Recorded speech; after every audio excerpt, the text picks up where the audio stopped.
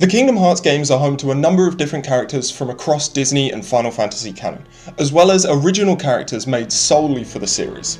But did you know that some of them are Planeswalkers? Welcome to the Alex Makes Games YouTube channel, where I make videos about the game projects that I'm working on. So far, that's the Kingdom Hearts Commander Draft Cube, a completely custom set of over 860 cards designed to create a draft environment where the world of Kingdom Hearts meets the mechanical depth of Magic the Gathering. I'm going to be doing something a little bit different in today's video. I'm going to be taking the 8 Planeswalkers that you'll find in the cube, and I'm actually going to do a tier list of them. I'm going to show you what they do and why they were given the role of Planeswalker to begin with. Stick around until the end because we actually have a bonus card that I'm currently right in the middle of designing. I literally started working on it this morning, so I really want to show it off. It might not be in Final Cube, it might be, it might change. We'll see. Disclaimer, for this list, I am evaluating these Planeswalkers based on the cube itself and how good I think they are within the environment of the cube. So that means that I'm looking at them as commanders as well as in the 99, because they can be commanders thanks to the rules of the cube, along with how well they synergize with other aspects of the cube. This tier list is obviously available online, so if you guys have different opinions, please do make a list and send it to me on Twitter. Tell me what you think in the comments. That would be freaking amazing. But otherwise, let's go. These guys are in no particular order,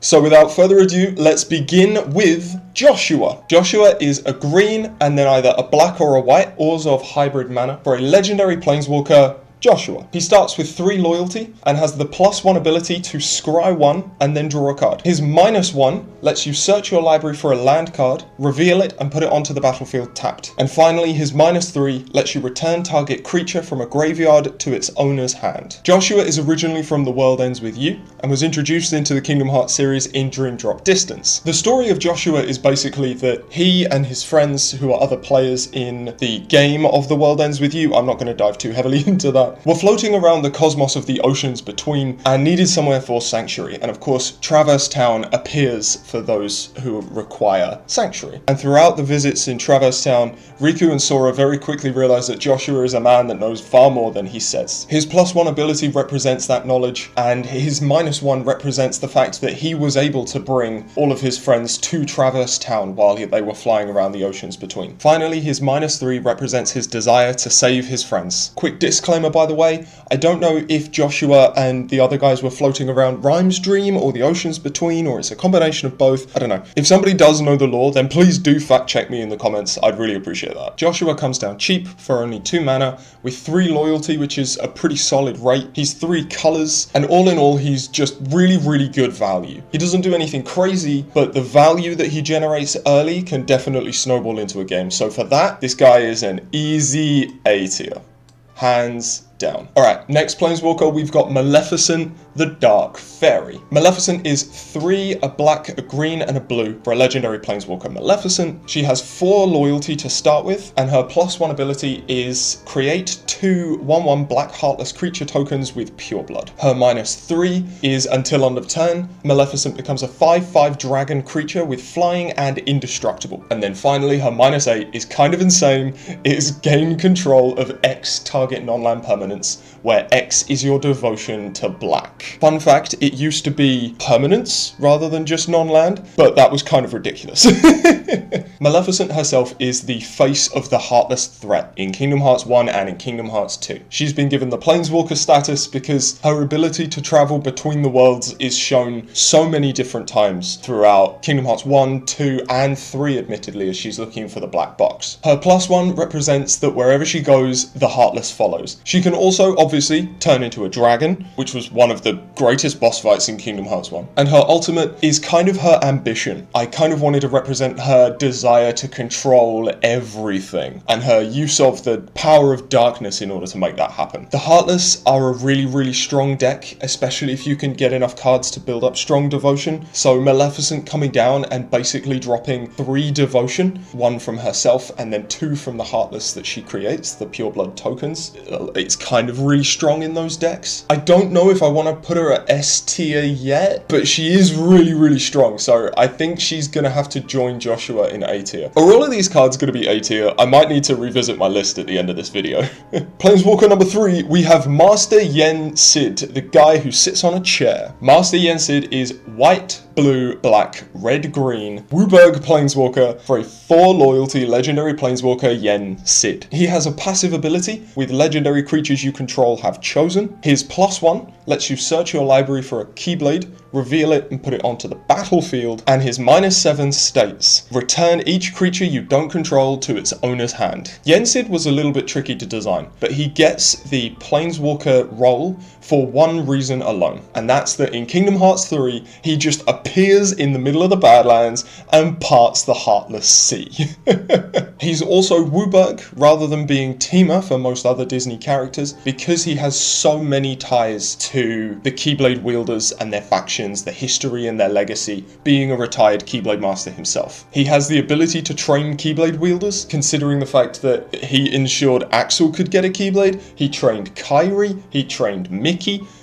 He's been busy while sat on his chair. He also provides Keyblades. He gives Mickey the Star Cluster. In Kingdom Hearts 3, he gives Riku the Braveheart. So he clearly has some kind of stash of Forge of Keyblades. So the ability to pull them from your deck and essentially place them in front of your chosen creatures made a lot of sense. And finally, his ultimate is Cyclonic Rift because he parted the Heartless Sea. Yensid himself is probably one of the cards that I've seen as a commander for the most test games. He just enables so many strategies. Not only does he allow creatures to equip Keyblades, he brings Keyblades for you. And even if he didn't do that, if he sticks around long enough, he's eventually a Cyclonic Rift. And we all know how nuts Cyclonic Rift is. So I think Yensid is an S tier. There you go. I said it. The WUBRG master himself is our first S tier Planeswalker. All right, I've got a surprise with the next one, and I think the one after this is gonna. I've got a couple of surprises actually. So next up we have Merlin the Wizard. Yep, Merlin is also a Planeswalker. He's 3 and 2 blue for a legendary Planeswalker Merlin with 4 starting loyalty. He also has 4 abilities, and his +1 states until your next turn you may cast sorcery spells as though they had flash. His second +1 lets you search your library for a land card, reveal it and put it into your hand. He has a -2 which states you can return target instant, sorcery or artifact from your graveyard to your hand. And finally his -6 states take 2 extra turns after this one. Okay, hear me out here. Merlin is a Planeswalker because he kind of travels between 2 worlds, but we never see it within the games. The first time we see Merlin, we see him in Radiant Garden in Birth by Sleep. Somewhere between Birth by Sleep and Kingdom Hearts 1, he has to flee to Traverse Town. And then finally, we also find Merlin in Twilight Town in Kingdom Hearts 3, sipping a cup of tea like it's absolutely nothing. He clearly has the ability to travel between worlds. How he does it though? I don't know. Lore masters of Kingdom Hearts, please let me know in the comments down below. Maybe he just has a gummy ship, I don't know. His first +1 represents his mastery over magic, kind of similar to how I've designed Master Aqua actually. And his second +1 represents his ability to find Traverse Town once Radiant Garden had become overrun. His -2 is a little bit of a stretch, but the idea is that he can teach you magic once you've forgotten it, because he's always teaching Sora magic, at least from Kingdom Hearts 1 and in Kingdom Hearts 2. He also gives Sora a Keyblade, so why not let it be artifact as well? And finally, his ultimate, his -6, represents his ability to enchant the secret forest in such a way that basically turns it into the hyperbolic time chamber from Dragon Ball Z. He clearly has mastery over some kind of time magic. Merlin makes a probably terrible commander because he's only single color, and it's really, really hard to draft a monocolored deck in the cube. And his abilities they're good, but they're more value. And at 5 mana, it's not massive value unless you can get him to ultimate, in which case, yeah, he kind of takes over the game. So I think I'm initially gonna place Merlin in B.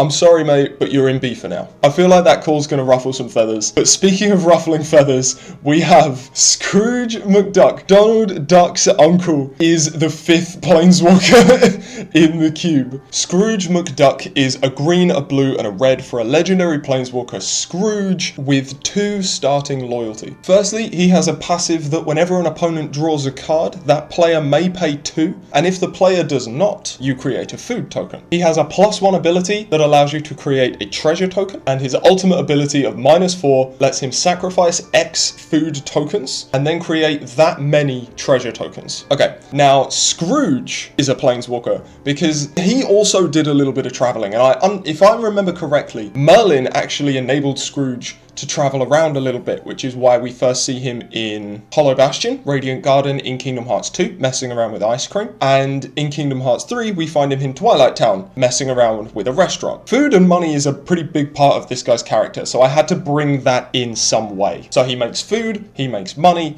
and if you make lots of food, he can also turn that into lots of money. I really like where he's at on a flavor standpoint, and he used to be really busted. There's a version of this card lying around somewhere in my saved folders that is completely and utterly busted. He'd create double treasure tokens, and he had more starting loyalty. It was a little bit crazy. But as he is now, where he sits, I'm sorry, Uncle, but you are in C tier. Flavor win, but that maybe doesn't necessarily make a great Planeswalker. Alright, next up, we have the Beast, the Cursed Prince. Yep. Beast is a Planeswalker as well. The Beast is 2, a red and a green for a legendary Planeswalker Beast with 4 starting loyalty. He has a couple of passive abilities, firstly being Team Up. He has some passive abilities, firstly with Team Up, so he can be your commander along with 2 other creatures that also have Team Up. And he also has a Rhythm of the Wilds kind of effect, so as long as you have the least life, creatures you control have Riot, which means they either enter the battlefield with haste or a +1/+1 counter on them. His +1 states that the Beast becomes a 5/5 beast creature with trample until end of turn that's still a Planeswalker, and his -3 is deal 5 damage to target opponent, then gain control of all permanents you own. Alright, so the Beast is a Planeswalker because at the end of Kingdom Hearts 1, we actually don't go to Beast's castle as a world. We don't see him in his own world. We see him in Hollow Bastion. Why is he in Hollow Bastion? Probably because he got so angry that he just ripped open a portal in the fabric of space and time and travelled from Beast's castle to Hollow Bastion, chasing Belle. That's my headcanon. I'm pretty sure no one has ever explained how Beast was able to do this, but it's cool, so now he's a Planeswalker. He gets Team Up because he's the final party member in Kingdom Hearts 1 that you find, and he also gives Riot to other creatures when you're losing. I wanted to kind of represent a little bit of just his anger in this, and I feel like this made a lot of sense. The Beast is also not passive. He very much gets involved and beats everything up, so I had to give him a +1 where he becomes a creature. And finally, his ultimate, which isn't, I don't think it's that ultimate, that allows you to deal damage and gain control of all permanents you own, represents what he wanted to do, to go and punch Maleficent, Ansem, the World of Chaos for a load of damage, and then save Belle. I think his ultimate is pretty niche, and probably won't come into massive effect in a lot of games, but I think it's a flavor win, so I'm pleased it's in there. But Beast gets B tier, simply because Team Up, so excellent commander option. He adds green and red, which is wonderful. He's a Planeswalker that can come in and give all of your creatures haste, maybe power them up. It's great for counter strategies. Not totally nonsense. I think solid B tier. Next up, I absolutely love this artwork. I got it on Instagram at the link that you'll find in the description, but Jesus, it's beautiful. The Master of Masters. The Master of Masters is a red, a white, a black for a legendary Planeswalker Master. He has 4 starting loyalty, and his +1 ability lets you exile a card from your hand face down, and it becomes foretold. Its foretell cost is its mana cost reduced by 2. He has a 0 ability for exiling himself, then put a Keyblade from your hand onto the battlefield. Keyblades you control have equipped chosen 0 until the end of the turn. And finally, his ultimate, in quotation marks again, is a -1 that lets you create a 0/2 black and white Chirithi Dream Eater creature token with wielder creatures you control get +1/+1. This guy kind of does loads of things, but then also doesn't do a lot. So he was very difficult to design, but I think this encompasses his more passive role in the story so far at the time of designing the cube. His +1 and the ability to foretell cards is a clear reference to the Book of Prophecies. His 0 ability actually represents his exit from the series in Union Cross. He gives Luciu the Keyblade, hands out the Book of Prophecies, and then he disappears. And then finally, his ultimate, essentially he made the Dream Eaters in little jars, so it made sense to have that in here as well. The buff to wielder creatures you control is obvious because, well, the Chirithy was supposed to be helpful, right? That was their initial purpose. So this guy's great. He's 3 colors. He's got very, very good starting loyalty. His abilities are good, but they're not super overpowering. I really like his ability to foretell cards because it's cost reduction, so it's ramp in colors that don't necessarily get a lot of ramp. So for this, I'm torn between A and B. I have to admit, I'm torn between A and B tier. Screw it, I'm going to put him in A tier for now. The final Planeswalker out of the 8 that you will find in the base cube before the bonus is the Spelican. Oh god, okay, hear me out. The Spelican is a white, a blue, and a black for a Planeswalker Dream Eater, not legendary, and it's an uncommon Planeswalker. It has a +1 ability that says tap target creature you don't control, and a -3 ability that lets it create a 3/3 white, blue, and black nightmare creature token. It also has the ability the Spelican can't be your commander. It also has 3 starting loyalty. Honestly, I almost wasn't gonna put this in the cube, but fighting the Spelican in Dream Drop Distance when I replayed it for the project, it became this kind of obvious thing that I just couldn't shake, so I had to play with it. The Spelican is a Planeswalker because it travels between Traverse Town to the Mysterious Tower, and there's a whole travel sequence in the fight where you basically have to chase the damn thing down. So if he was going to be here, he was going to be a Planeswalker. He's in Esper colors, which is a weird color combination for the cube because there isn't really any support actually. This is the only creature that, if the Dream Eaters were the Esper faction, this is the only thing there. His tap ability represents the fact that he's the Dream Eater that traps Mickey using the evil music, and his -3 represents his ability to just pull bosses that you'd fought prior to your journey up to meeting this guy from the ether and throw them at you, essentially. Finally, he's got the Spelican can't be your commander, and this is honestly because he's not a final boss. He isn't the leader of the evil Dream Eaters, or the Nightmares I should say, or anything like that. He's just there. He has power, but he isn't a massive milestone in your journey in that game, in my opinion. So it made sense in my eyes to have him as a member of the 99. He also doesn't do anything massively impactful, and he's a bit of a weird colorway. There isn't a huge amount of support, so Spelican, F tier, there you are, mate. Bonus time! So I recently spoiled Master Xehanort on a YouTube short, and I mentioned how difficult it was to design this card. I mean, again, how do you represent a character that has shaped the entire series on a single creature? You kind of can't. It's impossible. He has his own faction, after all, of Grixis style cards. But there was a really, really good comment by G Jeep on that video that says, wouldn't a Planeswalker make more sense as he had traversed so many worlds? And I thought about making him a Planeswalker initially, but this comment brought back those thoughts. So I started messing around with that this morning. So GG, thank you, man. This goes out to you. So let me show you Xehanort Darkseeker. Xehanort Darkseeker is a 3, a blue, a black, and a red for a legendary Planeswalker, Xehanort. He's another guy with 4 abilities, and his passive is whenever you draw a card that isn't the first card you draw each turn, you lose 2 life. That is not an ability that you want to see, but there's a reason for it. He has a +1 that lets you search your library for a land card, reveal it, and then put it into your hand and draw a card. He has a -3 that says goad target creature you don't control. If it's black, it fights another target creature, and then you draw 2 cards. And finally, his ultimate -7 is put up to 12 legendary creatures from your hand, library, or graveyard onto the battlefield under your control. Draw 3 cards. So this guy be strong.